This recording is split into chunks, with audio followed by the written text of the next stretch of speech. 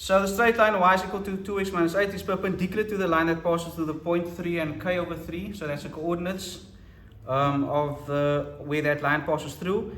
And what cuts the y-axis at 0 and 5? What is cutting the y-axis at 0 and 5?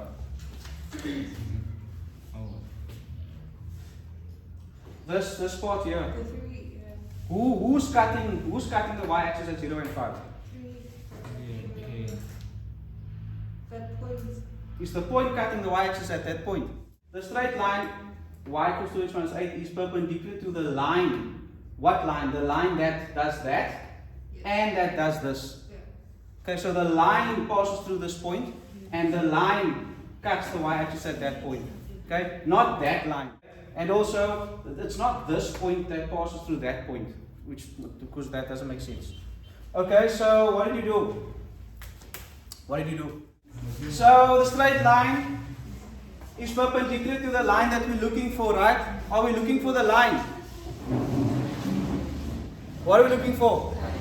K, right? But K is a point, is part of a point that's on this line. So I would probably need the equation of the line to find K, right? Yes. Would I? Yes. What's the first thing I can find about this line? The gradient, right? So what about the gradient? What gives us a clue about this gradient? Yeah? It's perpendicular. The equation of this line is equal to, let's just say, mx plus c, standard form, right? Okay, so each gradient, let's call it ml for line, times the m, what do you want to call that line? They didn't give us names. Let's call it m what? MO. Okay, let's just call it mg for m given. The given line is equal to what? -1, sorry. -1. Okay, so do we have the gradient of the line? Let's call this is LD. Just for do we have this? No, sir. No. Do we have that? Yes. It's 2. Okay, so how do I solve for ML to get ML? Divide, right? Divide by what? 2. Divide by 2. ML, let's write it the way it was, divided by 2. So by dividing by 2, I get rid of the 2. And ML is equal to -1/2. So now we know that this line is -1/2 x plus c. Yes? Yes, sir. Okay. So what other information do we have?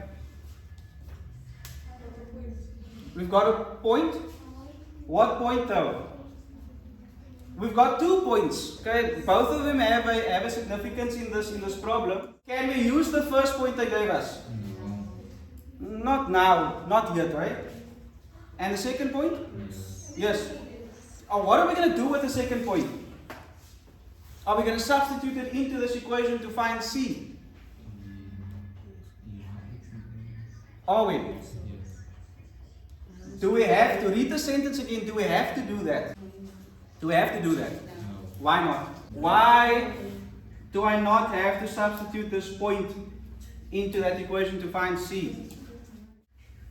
It cuts through the y-axis. Which means what? Which means the C value you're looking for is here already. It cuts the y-axis there, which means at 5 on the y-axis, that's where that line cuts. Which means I don't need to go substitute it, it's given to me.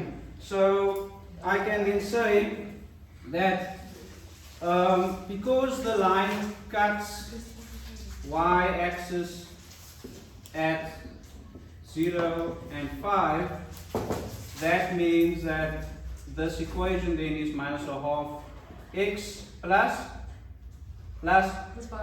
5. Okay, so now I've got the line they were talking about. Which point am I going to use now to solve for k? Which point am I going to use? The point that has the k in it, right? So I'm going to take that equation and I'm going to say if I substitute the point 3 and k over 3, what am I writing? K over 3. And then? 3 Plus 5. Okay, so that is k over 3 equal to minus 3 over 2 plus 5. I've got two fractions here, different denominators, so I can multiply through by the LCD. Right, so what is that? It's 6, right? So we multiply through by 6. So this will be 2k, yes? Is equal to minus 9. Yes? Yes. Plus 6 times 5 is 30. Yes, sir. And 21. So 2k is equal to 21. And 21. Yes, sir. So k is equal to 11. 21 divided by 2, which is 11, huh? 11.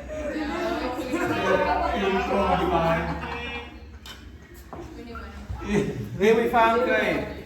Thank you very much.